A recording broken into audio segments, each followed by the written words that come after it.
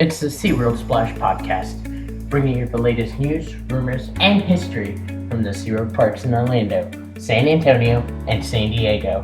And now, here are your hosts, Joseph, Carmison, Josh, and Sheldon. Hello, and welcome to the SeaWorld Splash Podcast, episode 14. I'm your host, Joseph, along with Carmison. What's up, my Shamu lovers? Sheldon. Yo, what it do? And Josh. Hey guys. And today, we are going to talk about the new mascots of Shamu and Crew, and a whole lot more. Yes, it's been a while, so we're just gonna jump right in. Alright. And here's Carmison with his SeaWorld Orlando trip update. Take it away. Alright. So, sorry about the little interruption a second there. Real quick before we get started, a couple of things. We are back with a new season. Sorry we haven't been around for a while, but we'll try and do as many episodes as we can, if we have time. So, secondly, before we get into our big stories today, I want to announce now that after 15 years of going to SeaWorld San Diego, I am happy to announce I am about to make my first SeaWorld Orlando trip this December on the week of Christmas. My mom got me some plane tickets to head on over to Orlando, and I have booked 2 Discovery Cove days and 2 SeaWorld days.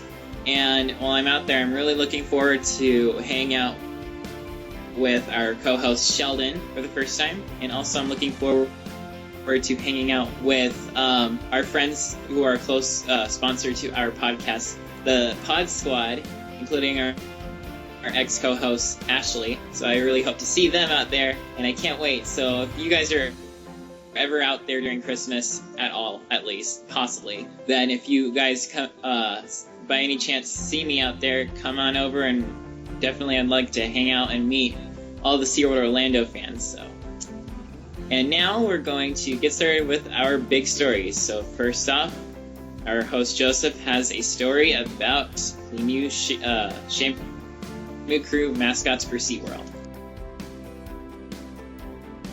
Thank you, Carmison. That trip sounds exciting, and yes, recently SeaWorld got new mascots for Shamu and Crew. 2 we have known about, which are Shamu and Puck, and then their new ones are Coral, Shivers, Sydney, and Flip. So what are you guys' thoughts on these new mascots? Well, let's see. First off, Shamu and Puck we've known already for a while, and I mean, obviously they had these characters in planning for a while, considering Puck was made and released in 2013 when Antarctica opened. With the change for the dolphin, polar bear, shark, and sea lion, it seems a bit odd, and plus they got rid of Opie Otter, Winston the walrus, you know, the older mascots, but I feel like it's kind of sad because those are really old classics from way beyond the 90s and 80s. Those mascots have been around since like the late 60s, along with Shamu. I mean, I quite honestly, the one I missed probably most is Dolly the dolphin. But we are getting ready for the next stage in our, big plans in the future.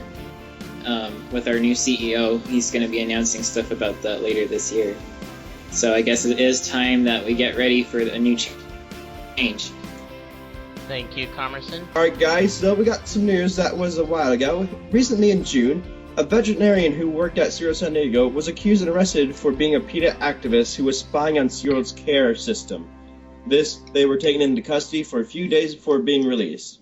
Now then, we all know this was bound to happen. I mean, at PETA, first they try suing, and then they do the whole planes flying around, and then they had the drones, so this really doesn't come as a surprise to us. And I bet you PETA paid his bail money like they're gonna pay, like they saying they'll pay Steve-O's stuff. I mean, PETA, now they're just wanting people to do criminal negligence and not have to care, because that's like me saying, hey, I'm gonna rob a bank. PETA, will you pay my bail? Sure thing, as long as it's for animal rights. Sweet. And basically, so I go to jail, but then I have no problem because they release me. So, that's what PETA does. So, let's be honest, we were all expecting PETA to do something like this, but the thing is, they slipped up and we were able to catch them easily. Alright guys, at the time of this recording, these rankings may have changed, but by the time of this recording, these are what the rankings were. We have the rankings for TripAdvisor's website for SeaWorld. Now, nationwide, Discovery Cove is at number 2 spot. It is located in Orlando, Florida, for those of you who do not know. SeaWorld Orlando is ranked number 10, and Busch Gardens Tampa, Florida is ranked number 12, with SeaWorld at number 23. And that is my home SeaWorld San Diego in California. Now, worldwide, SeaWorld Orlando is ranked number 15 in amusement parks, followed by Busch Gardens, Tampa, Florida at number 17. And water parks worldwide, Aquatica, Orlando, Florida is ranked number 15. And those are rankings with TripAdvisor that we have as of this point. And we have more Steve-O in the news again. Oh boy, Steve-O. Yeah, this time he decided to go up onto a building in Hollywood and hold an inflatable killer whale and shoot fireworks off that building. Yeah, so for this stunt, he actually got in jail for this stunt, so, yay, he's in jail. But, what's your guys' thoughts on Steve-O? Sheldon, you wanna give any thought on it? Fireworks. Well, Joseph, all I have to say is I'm quite disappointed. I mean, it's ridiculous. Common sense is more common than a panda these days. I hate to say it, but, people go through great lengths to make their point, make their voice their opinion and do silly things and not think. But it's just an example of someone not looking at using common sense. That's all I have to say on the matter. Well, quite honestly, even though fireworks sound fun, especially when they're at SeaWorld, it's not fun when someone tries using them as a weapon. So, yeah. Yeah. Anyways, we are going to toss the floor over to Comerson for the 5-year plan. What is this 5-year plan? Go ahead and take it away, Comerson. So like I mentioned when we were talking about the mascots a second ago, that our new CEO, Joel Manby, is going to be announcing on November 6th his next 5-year plan for the SeaWorld parks, SeaWorld Entertainment as the whole company, including SeaWorld, Busch Gardens, Discovery Cove, Aquatica, Adventure Island, Sesame Place, and Water Country USA. So all of our sister parks, our international expansion should be involved with this as well, for what other parks we're going to be putting in other countries like SeaWorld Dubai. Okay. So he's going to give us his thoughts, and this was kind of this 5-year plan is involving on how he got the job of being our new CEO, which is really interesting. So basically, every few years, SeaWorld has to change its brand, not a ton, but like its style, I guess you could say.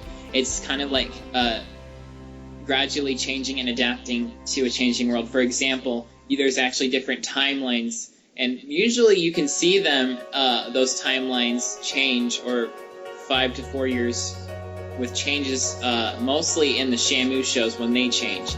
There's a corresponding connection there. So the parks and the whole company are congruent in their change usually when the Shamu shows change. So, like for example, we had Shamu Adventure at that time. SeaWorld's, let's just say SeaWorld for now. SeaWorld's main focus was adventure and discovery and connecting with animals. Then when Believe came along and replaced Shamu Adventure, then it soon became all about connecting with the natural world and being inspired in an emotional way. And when One Ocean came in, it was about caring for the oceans, and for the natural world, of course, like always. But it was starting to take different forms every single time. It's the same message SeaWorld always has, is to care for the natural world, but it has a different style every few years. It changes, so it keeps the company growing and healthy, and it's still new to the public. So whatever we got coming up next, It's going to be interesting. I hope it's exciting because this guy, Joel Manby, is very experienced with running theme parks, zoos, and aquariums too. And we have been hearing rumors about a new Shamu show to replace One Ocean in the future, although it's not official yet. So we hope to. I really expect great things from Joel Manby. So no pressure, Joel Manby, but I expect great things from you. So good luck. Thank you, Carmerson. And as we all know, Blue World has been in the news, and Sheldon will be talking about Blue World. So Sheldon, take it away. Thank you, Joseph. So as many of you might have heard or not heard yet, Blue World project was approved by the California Coastal Commission. However, they decided that yes, they approved the expansion, but they placed a ban on breeding killer whales and transferring killer whales in and out of San Diego. And luckily, SeaWorld has countered this, and Congress gave me some great information on it. They're going to court, and it's about controlling. So they're going to court to try to pretty much fight for their rights and what's right, because this is a very foolish decision by the government to try to ban breeding on killer whales, because quite frankly, it's inhumane. It's more of a control factor because of the McDonald's that was also being built over there, and they're saying that McDonald's is now going to serve Big Macs. So it's kind of a controlling factor. So hopefully SeaWorld wins the case. I know they're going to fight really hard on this one. They really need to, because it's really important. Because you can't just, without breeding, then there's no necessary life in SeaWorld anymore. That's what it's all about, life. It's about reproduction. So either way, the Blue World project, the design, and looks like does look really awesome. Really excited to see that. So hopefully Orlando, when it comes our time, is going to be just as awesome as in San Diego and Texas as well. But otherwise, pretty good. Thank you, Sheldon. And Carmerson, what is this new Smith design set you have created? Okay, so for those on the SeaWorld Splash Podcast Facebook page probably saw that I have a new page called Smith Designs. And Smith Designs is all about my artwork that I have been posting, but it's also about my design work and creativity and the architecture I also like to do. You might see a lot of pictures in my art albums of like Blue Horizons, or even designs of stadiums, or even I'll draw blueprints of things. I like to design a lot, and Smith Designs is dedicated to both the artwork, concept arts, and designing and blueprinting and creations of zoological themed facilities. So yes, it's basically a designing center where I can, if you want me to design a rescue facility for marine animals, I can design it for you. If you want me to design a dolphin show for a SeaWorld, or even for some random aquarium you made up in your mind, I can do that. I can design a set, costumes, and create a soundtrack, or a model soundtrack for you. Smith Designs is open right now. There's currently only one thing out right now that I have finished in designing. It's called Odyssey. It's a theatrical killer whale and dolphin show. And if you want to go check that out, you can. As for the rest of Smith Designs, later on in November, I am planning to announce a huge project I have in the making right now. I won't tell you what it is, but it's going to be located in South Korea, and it's going to be a mega marine theme park, world-class marine theme park. If you haven't liked Smith Designs and you don't know what its profile picture looks like, if you want to find it, the profile picture is simply a whale tail, a leaf, and a bear paw print kind of together in a big circle. So look for that, and you should be right there. And if you're on the SeaWorld Splash Podcast Facebook page, don't worry, we also post some news feed from Smith Designs on there too. So please go give it a like and support it, and I really hope you guys will like it. And if you have anything you want me to design and work on with you that you have in your imagination that you want to bring to life on paper, come and talk to me. I'd absolutely love to have fun with that. So that is all for now. Thank you. And now we are going to do Carmerson Comedy. So Carmerson and Sheldon, take it away. And now, ladies and gentlemen, boys and girls, sit back, relax, and join us as he presents to you a new segment in comics and comedy, properly titled Dear Amaya. Dear Amaya, as the newest member of the Shamu family, it is my proper duty to educate you in our secret rituals. Since you came into the world, you may notice many bizarre creatures cheering and screaming at the pool sides. These are what we refer to as the authorities, or some may call them humans. These authorities are like bawling seagulls / private concierges, tending to our every need that we may have request, or at least almost every need. Sometimes the authorities will give you a special massage called a rub down. They usually do it with 2 hands, but sometimes with 1. And 1 hand is very, very low love, which is how I feel if I get a single-handed rub down. But besides that, another eminent object that the authorities give us is a silly and playful mixture they like to refer to as guillotine. It is really quite something. It's like a gooey ball of water and with a bounce, which is exactly what it is. Well, anyway, Amaya, welcome to the family, and I hope you will love these authorities like I have come to love them in everything that they do. We hope you enjoyed this new series, Dear Amaya. And now, back to SeaWorld Splash Podcast.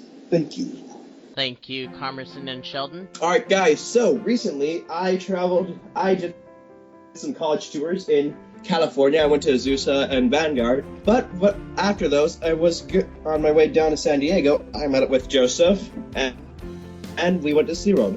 And so the shows we saw were all the SeaWorld shows, except for the Dolphin Show. We don't know why. It was just a wild week. But we did see Clyde and Seymour's Halloween Bash, which was, in my opinion, very funny. They had a bunch of new skits, and they had a football jersey, which I really want because it looked amazing. What about you, Joseph? I definitely loved the new Clyde and Seymour's Halloween Bash. It was new. It was completely different from their Spooky Kooky Castle. Yep, Spooky. The SK was a while ago. Sorry, I cannot talk today. I've been getting tongue-tied this whole podcast. It's been a long day. But yeah, no, so watching it, you could see they had some stuff. I believe they actually did have some costumes from the past shows. Like, they had the detectives. I saw the maid one of the days I went there as a costume in the end. And if you go to my YouTube account, ShuQuit21, I will be posting a video of the event now. Of the show on my account later. It just need to give me a little time because I need to get some other stuff done. Now, onwards to the Halloween Spectacular. I thought it was pretty cool. They actually had some characters there who were dressed really interestingly. They had like a king and queen gumdrop, which was pretty phenomenal. They had a mermaid. A dogfish, didn't they? That was a werefish. Yeah, werefish. And he said Chewbacca was his cousin. I can't make this stuff up here, folks. This is literally what I was told by him. Yes, I even then, heard it too. Joseph, yeah, but you didn't want to go on the dance floor. I was like, come on, man, let's dance. You're like, no, I'm just going to be a wallflower. But yeah, I know. I want to get my picture with a mermaid. They had a mermaid there. That would have been cool for the podcast. But they do have a Halloween Spooktacular store, and this would be an event area which is located at Animal Connections. In this Halloween Spooktacular area is where you can get a shirt for the Halloween Spooktacular, which I did, and I gotta admit, I really like it. It's orange, it's got the logo, and yeah, another thing, we went trick-or-treating. You're probably gonna say, you're too old for trick-or-treating, and to that I say, ha! Because candy's candy, and it's SeaWorld, so, either way, I was gonna do it anyways. I went as a SeaWorld rescue person, and Joseph went as my intern. Ain't that right? Yes, that is right. Yeah, he's not happy that he had to be the intern. See, this is what happens when you don't have a rescue hat on. You be labeled the intern. Yeah. Shall we talk about why or when I lost my One Ocean hat? Alright, so we rode Manta. I thought, wait, my hat might fly off. I better hold it. he did not notice it. So for the rest of the thing, I'm going like, woo. He's like, oh no, my hat. Think about riding Manta with somebody next to you, your best friend, doing that. It's like, dude, chill. But it did have a happy ending. They did get his hat right at the next day, right when we walked in, which was pretty cool. Yeah. That's why they have lockers, guys. Oh, Yeah. Thomerson popped in there. That was... Yes, my We hat, learned which that the is second really time, though. valuable because of the Jack Hannon signature, I got that. Except my hat, my white hat has Jack, Hannah, and Julius Gardena hat, so it's way more Those hats valuable. close to you because those are valuable. Yes. Yeah, I know. I have mine being washed right now. It's getting the VIP experience, and it might not be worn again. It might just be on display in the SeaWorld Splash Podcast Museum Kickstarter. I'm kidding. We don't have one of those. We should start that up. Wouldn't it be awesome if we We did? should. Dude, that'd just be one room in the house. It'd be like this stuff. It's Yeah, okay. but yeah, We'll no, set we went something at the up. trick-or-treating. Yeah, we went to the trick-or-treating stations. They were fantastically themed.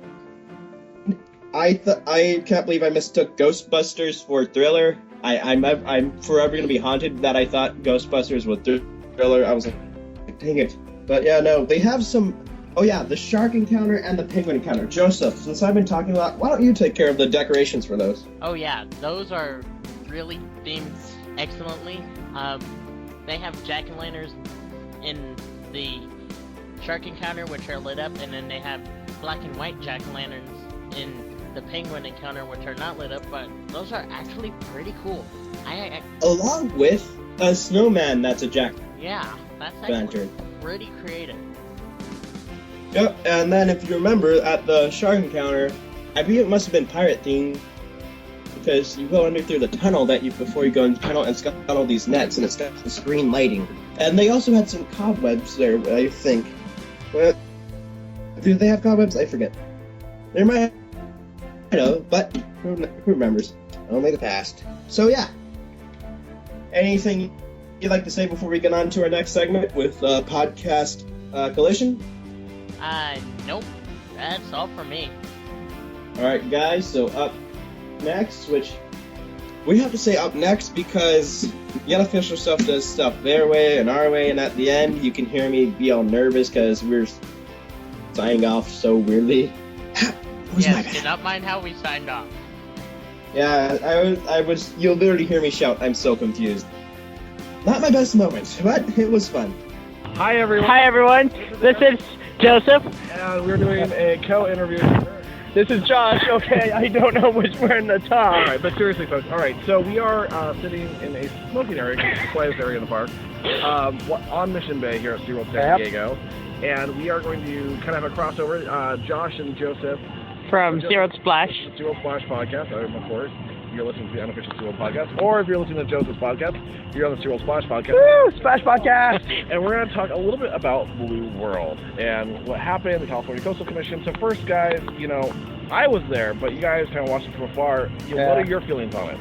I mean, I would have been there, I just didn't know I was allowed to, because the letter the Coastal Commission sent made it seem like I need to be a resident of the state and I need to, show all this stuff, and it said write a letter. If not, I totally would have been there, and I would have, kind of been like, SeaWorld's awesome. Peter's like, you're just kid. I'm be like, this kid's an Eagle Scout, so you know what, Peter? Just sit down. Yeah. So Josh, what was your perspective as far as what went on? Well, I think we did pretty good because all the anti-SeaWorldists, that's what I'm going to call them for this episode. I don't know why. That's just No, they're not anti-SeaWorld, they're anti-SeaWorld.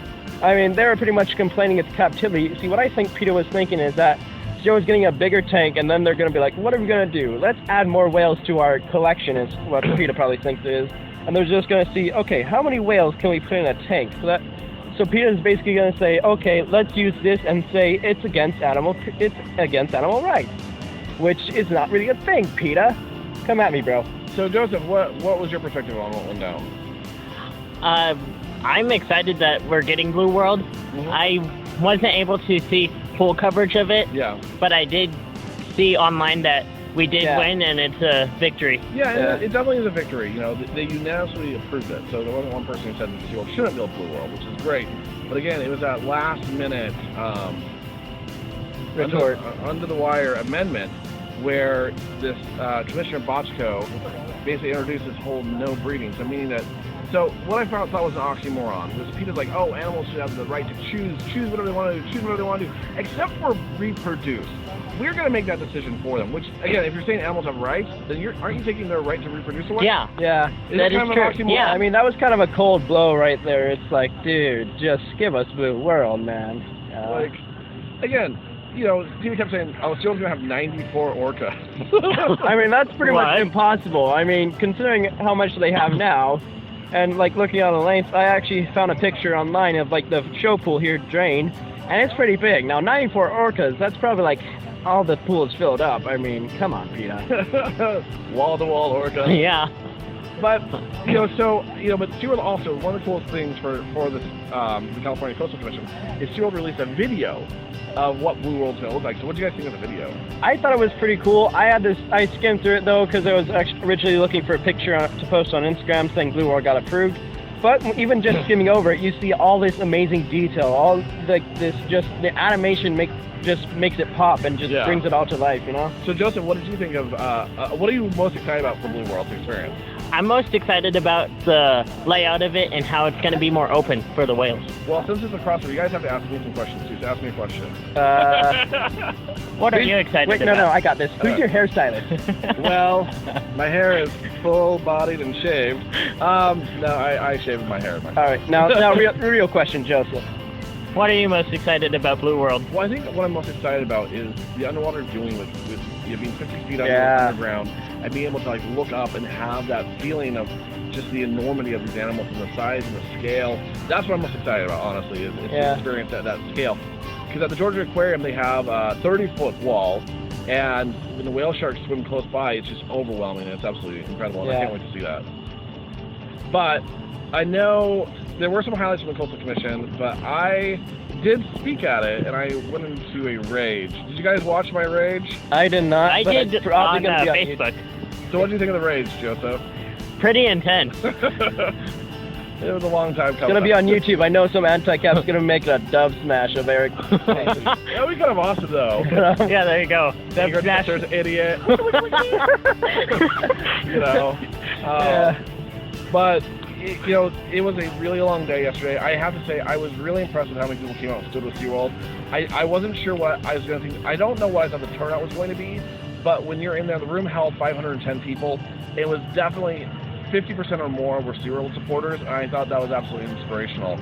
It was really cool to see that many citizens of California and around come out and actually support SeaWorld, not just with their dollars when they buy a ticket, but actually support them in a public arena like this. One thing I heard from one of our hosts, Comerson, he told me that there were 3,000 letters from PETA and 1,000 letters from SeaWorld, which, you know, kind of depressing, but it's actually really amazing that all we did was send 1,000 letters, and we pretty much still beat PETA, who sent 2,000. Well, the numbers were 150,000 letters from PETA and 53,000 letters from SeaWorld. Oh, wow. Oh, wow. It's still the same ratio, actually. Yeah. But those are the actual numbers, you know, and in the end, again, you know, sure, SeaWorld people might not write as many letters, but in the end, millions of people visit this park every year, and that's the real vote. Yeah. Like, if people didn't love SeaWorld, they wouldn't visit SeaWorld. True.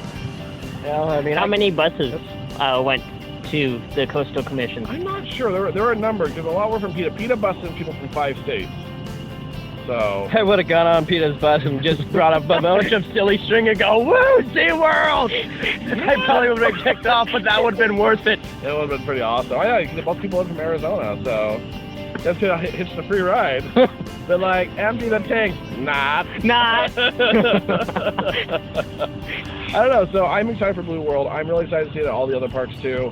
But in all honesty, November 9th is the big day when Joel Manby, the CEO of SeaWorld, is going to unveil the new strategy. I think that's a day that we should all be really looking forward to. I'm going to be looking Mark your calendars, November 9th. And I mean it. I see you not marking it. Come on.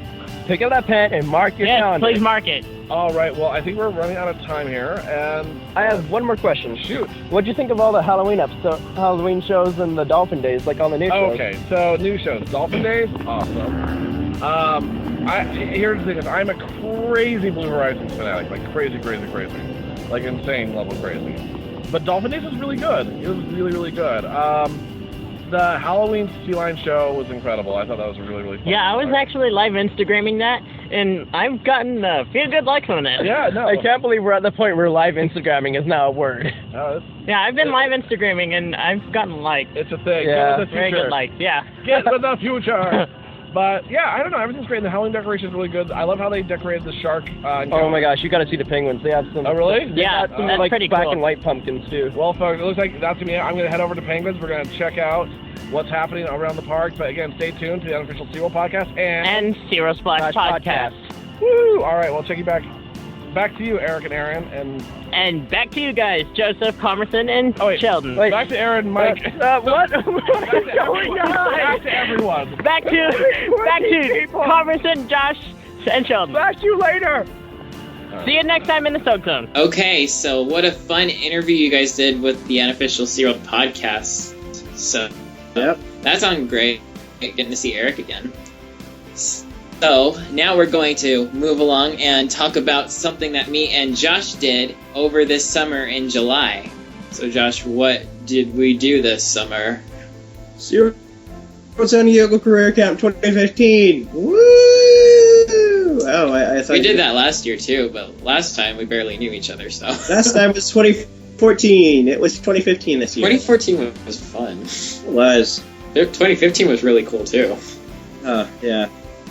I mean, So, it was my third career camp, and it was Josh's second. career camp, but my 6th year at camp. Yeah, and you've done other resident camps before. Yep. So, yeah, this is Kind of a big deal. So this was really fun to do again. We met up with a lot of our friends from the 2014 career camp again, so we could go and have a fun experience again together. Yep. So, let's see. Well, first of all, Josh and I had to carpool down to San Diego. Yeah. Very long car ride. You had fun.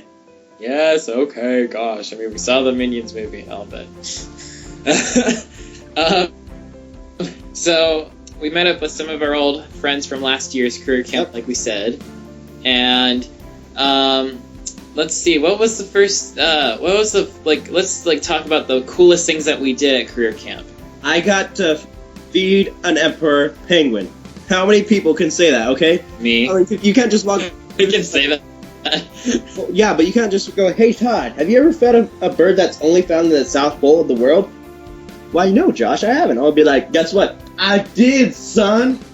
For those who have not actually gone into the Antarctica at SeaWorld Orlando, or have never been inside the penguin encounters at the San Antonio or San Diego parks at all yet, I will tell you this, it is the coldest room I have ever been in my life. It is, 32 degrees, negative 32, it is freezing. I think the water, I saw a video, I think they said the water was like negative 42 degrees. Yeah, it's really cold. I mean, we're wearing 5 layers of clothes in there, and your fingers and toes are freezing to death. I mean, you can feel it straight through them. While we're on this topic, I want to point out, fun fact, SeaWorld San Diego is one of the 3 places in the world to have emperor penguins. Sorry, Antarctica, but, yeah, you're cool, but we got emperors. Yep, I really hope SeaWorld San Diego's got an Antarctica coming our way, so. Yeah. Along with SeaWorld San Diego, Chemelong Ocean Kingdom has emperor penguins too. Yeah, I said it's one of the 3 places in the world. Yeah. I'm not sure who was the other one, but... Watch out, it's Joseph. Okay. Hold on. So, right. Yeah, the penguin encounter is extremely cold. We had to, of course, clean out the freezer, and we had to clean out buckets, get the fish scales off buckets. I'm going to stop you right there. People, if you're interested in Career Camp, what he just said is pretty much half of the camp. Cleaning up stuff and getting fish scales off buckets. And you have to touch a poopy hose in the penguin encounter. You have to clean that with your bare hands. Yep. Don't be afraid of poop. Don't be afraid of dirt and dead things. Just get your hands in there and do it. Be like Chris Pratt from Jurassic World and get dirty. Oh my god. We've already had 2 all over you movies. if you have to. Alright, so let's get things moving along with the dolphin dip we did. That I really like, because we actually went underwater. There was a gate blocking us, but we got to hear some underwater vocalizations, and we got to feed the dolphin through the gate, which was pretty cool, I gotta say. Yeah, last year we didn't get that good of a dolphin swim. That was probably the deepest swim I've ever done. That was my 7th dolphin swim. We got to do it the San Antonio version, where you get to swim in the med pool and do signals underwater, and then we'd rotate around, take pictures, and then do a shallow water ledge interaction as well. There's one part where we had one of the dolphins, Razzle, where I had to do a double pectoral hold, where you put both hands out and you grab the dolphin's 2 pectoral flippers, kind of do like a little dance, I guess. This was probably like the 5th time I've done this, but when this time, Razzle started tail walking backwards when I grabbed his flippers, and he started pulling me off the ledge into the deep pool. And the trainer, Michelle, she grabbed my wetsuit, the back of my wetsuit, she just yanked me back because Razzle kept pulling me back out into the pool. I remember you telling me that. I remember you telling me that. What? I remember you telling me that you almost got pulled in. Oh my gosh, that was so funny. After all those years, it was like the first time that that happened. Yep. Yeah, so we had fun there. What else did we do? Well, going back to the whole thing where you said we got to meet some friends from last year, we got to meet one friend who wasn't exactly all human. We got to see Cheetah the sea lion again. That was pretty cool, seeing her again. We got to Megan the Guadalupe fur seal. Second time for me to see Cheetah, and second time for me to see Megan the fur seal. They were both really fun. Megan looks like she's been doing better at her training sessions since the last time I saw her. She was really rusty with them. But she's so adorable. She's like as cute as a button. I'm not kidding. Oh my gosh. Yep. I got to hold her flipper because I did a little flipper handshake, and it was pretty cool. I got a video about it. She kind of slapped my hand when I told her to wait. She was like, "Alright, high five." Yeah, that was funny. Another thing we got to do, one thing I think a lot of people are going to be jealous about, our group got to help with a SeaWorld rescue. No joke. I am not kidding. They let us help in a SeaWorld rescue. I got the video to prove it. Yep, Josh filmed it with his phone.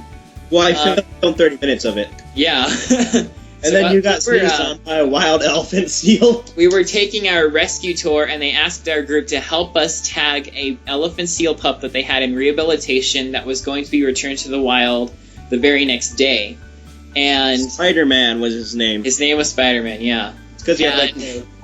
What happened was that they split our group up into 2 sections. So me and Josh in our section, we had to cage Spider-Man, put him in a crate, roll the crate over to a weighing scale in a shed, and weigh him in, I believe it was kilograms, right? Yeah, it was like about 230 kilograms, I want to say. I thought it was, I don't know, I can't remember, it was like 85 point something. Or... No, it was 230 pounds, 85 kilograms. Yeah, 85 kilograms. Now, if you're wondering why they did kilograms, it's because the government prefers them, they do it in kilograms. Yeah, he was, for those who don't know what elephant seals look like, elephant seals are the world's biggest pinnipeds. They can weigh in at about 500 to 600 pounds. They are massive animals. And these are the type of seals that the males with their large elephant-like noses, where they are fighting with each other violently to compete for mates. We just had a pup, and he was so heavy. It took all 4 of us to push this cart, and it was still hard to do, even with 4 of us doing it. Yep. And then we had to push him back, and when we were pushing him back to the pens, he sneezed on my left calf of my leg. So I got a souvenir from a seal. One thing I want to add is that if you don't know how big an elephant seal can get, if you know how big a truck is, an adult male elephant seal can get to about the size of a truck. Not completely, but roughly around that size. Oh, a car or a truck or something. Yeah. I guess like a 4Runner car, I guess. Yeah, we got to feed the pilot guys at the show pool also. Yeah, this time we got to meet we met them last year, but this time we got to actually get a bit closer to them, to Argo, Bubbles, and Shadow, and I got to feed them this time. This was my second time feeding him. They wouldn't let me feed them last year. Well, that was only because Chris asked him if we could feed him, and he was like, sure, and I was like, alright, No, yeah. I mean, the counselor shoved me out of line. Which, really quickly, shout out to trainer Gavin. You're awesome. If you listen to this, you're awesome, dude. Yeah, so Gavin, actually after camp, Gavin and I were talking after my last Blue Horizons in San Diego, getting to see it, and so we're like, well, I'll be back again next year. Josh will probably be back later on. Yep. We'll definitely say hi to you. So he actually remembered us from 2014. Yep. It's pretty cool. We also got to see Nicole, one of our old counselors from last year. She's in rescue, I believe, now. I thought she was in the education department. Oh, no, she's in some there. I just know she works there. Well, we saw her, and we said hi to her. We didn't see him during camp, but we got to see Jonathan, who now is working at SeaWorld. Yeah, he was one of our friends from last year at career camp, and now he is a job in the education department. Yep, and I saw him a bunch of times on our trip there, and then I saw him a bunch of times in my most recent trip. Yep. So, we had a pretty fun year at career camp this year. Oh my goodness, there's so many things we did. Oh my goodness. It's just gonna get better. What else did we do? We did paddleboarding. We helped out. We got to see a Pets Roll training session. Yeah, we got to go on the stage of Pets Roll and do the training session.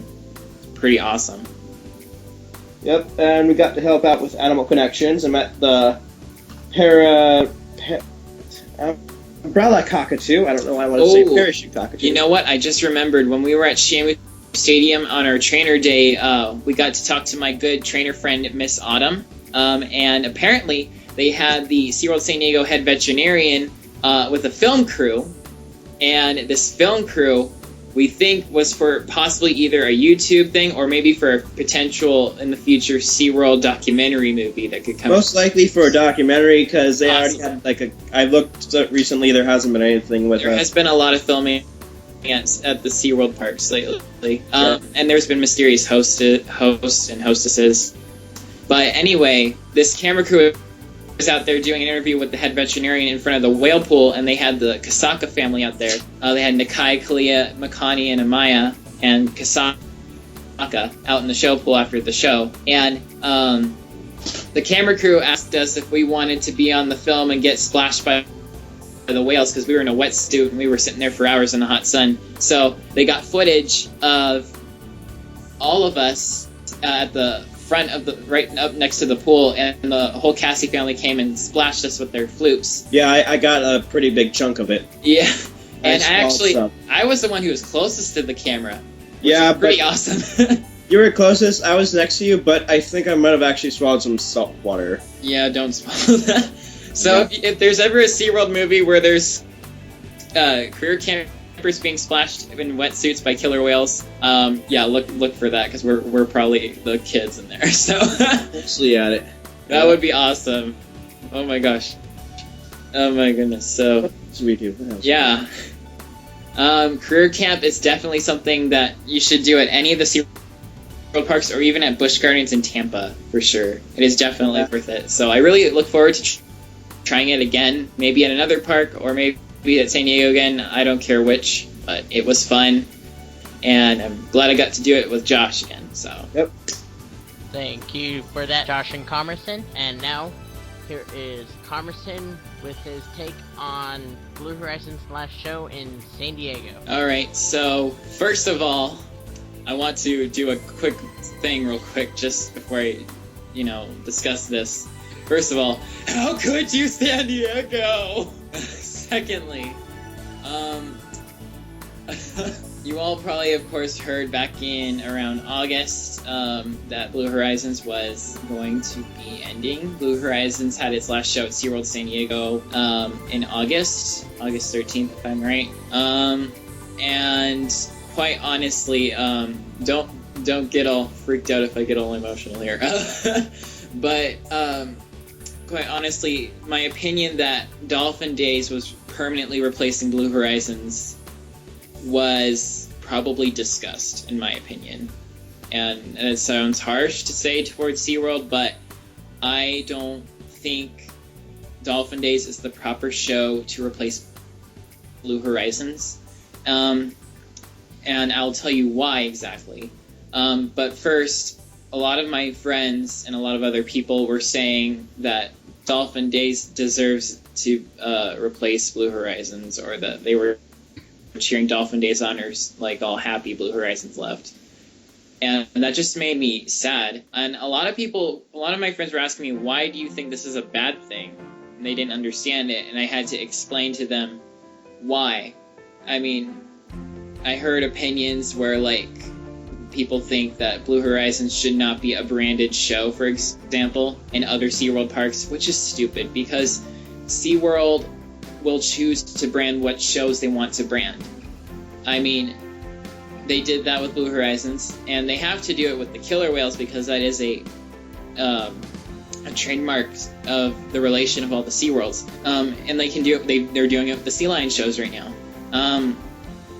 But with comments like that, that's just like, just leave SeaWorld alone. They want to do what they want to do. And I've got some opinions on exactly why I think this was a bad idea. First of all, Dolphin Days is not a bad show. I do like Dolphin Days. However, Dolphin Days is actually another Dolphin Discovery, basically. If you take Dolphin Discovery and Dolphin Days and you compare them, they're almost like twins, and quite honestly, in a way. They're very similar to each other. They're not bad shows, of course, but the reason why I have an issue with Dolphin Days taking over Blue Horizons is because why would you replace Blue Horizons with another Dolphin Discovery, even though Blue Horizons already replaced Dolphin Discovery? Think about that, because it just sounds weird.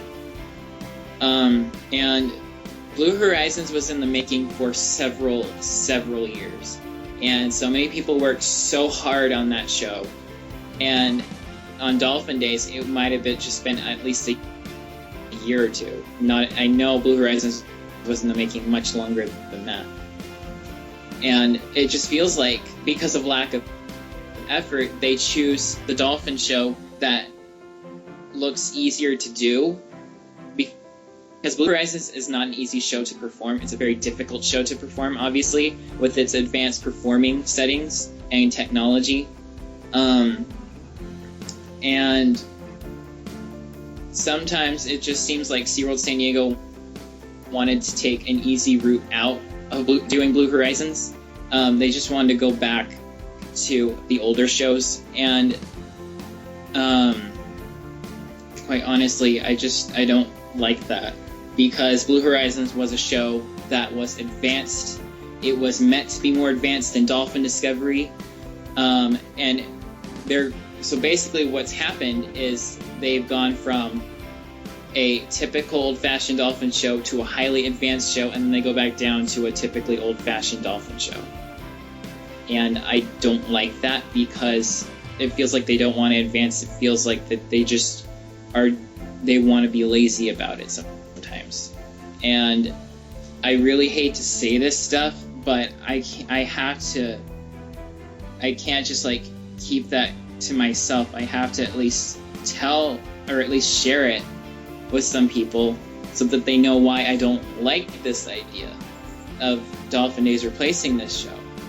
If Blue Horizons was replaced with, say, another dolphin show that was very advanced in its form, like Blue Horizons, I would have been fine with that. But with Dolphin Days, it's just not the right show to replace Blue Horizons for those reasons. Because it was worked too hard with, it's too advanced, it's too, it's all the effort, and it feels like they did almost nothing with Dolphin Days. So, I'm sorry, SeaWorld San Diego, as much as I love you guys, that is my opinion. And I know there's a lot of people who agree with me there on why it's not cool. So that is my opinion about the Blue Horizons last show. But thank you for letting me share it at least. Thank you, Carmerson. And now we are turning to Sheldon for SeaWorld Orlando news. Take it away, Sheldon. Thank you. Some of you might have known or not have heard, Ava, one of the rescued pilot whales, came down with a bad case of a fungal infection. Right now, she's doing a lot better, but before she's going through a lot of treatment.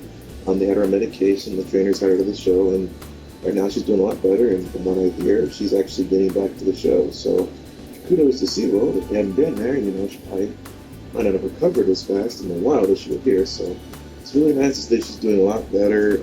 Hopefully she continues to, learn the behaviors, gets better, put more stuff into the storm segment, and get better with her bowels, all the basic stuff. But otherwise, she's doing a lot better, and hopefully she continues to do a lot better. Thank you, Sheldon. And now, in San Antonio, we have had update that Una wasn't doing well, but from what I've seen, she's improving.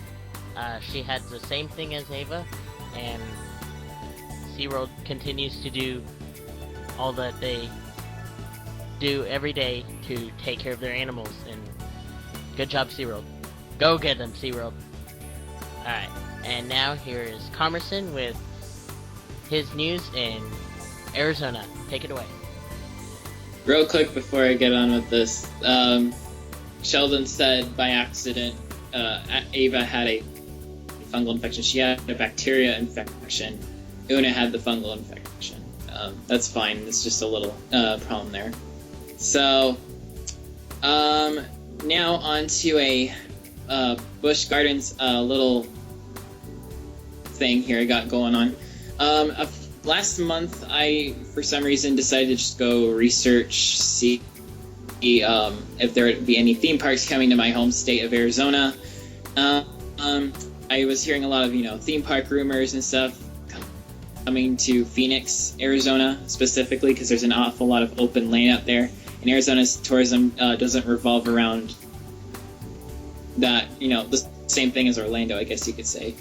There's rumors about Six Flags, Universal Studios, possibly Disney coming out to Phoenix, although that's been going on for a number of years. But I did see that Busch Gardens was also listed for a possible theme park in Phoenix somewhere. But those rumors have been going on for a while, but if something does happen, I will be sure to let you guys know. Thank you, Comerson.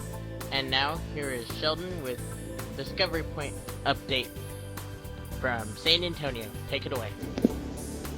As some of you may or may not know, the Sea Lion Habitat Discovery Point is getting a construction update. They're improving the habitat, adding more attractive stuff, more rocks, more space, and it's going to look pretty good from what I've seen from the concept art, so pretty excited to see how that's going to go, and looks pretty cool. Thank you, and as always, we thank you for listening. If you have any questions, comments, suggestions for topics, or want to share your SeaWorld stories, you can call or text our number, 407-900-5309. We also would love to have you share any updates or info, or even drop by and say hello. Also, please don't forget to give us a like on Facebook, /SeaWorld Splash Podcast, and follow us on Twitter at SeaWorld Splash. You can also follow us on Instagram at SeaWorld Splash. And don't forget to check out our website at www.SeaWorldSplash.com. You can also check us out on iTunes at SeaWorld Splash Podcast. And from all of us here on the SeaWorld Splash team, we thank you for joining us, and hope you join us for the next amazing podcast to come. Splash you later! And be sure to check out Smith Designs on Facebook. So, splash you guys later. Have a good day. Peace out, everybody. Take care. My name's Josh Burgess, and I'll see you next time in the Soak Zone.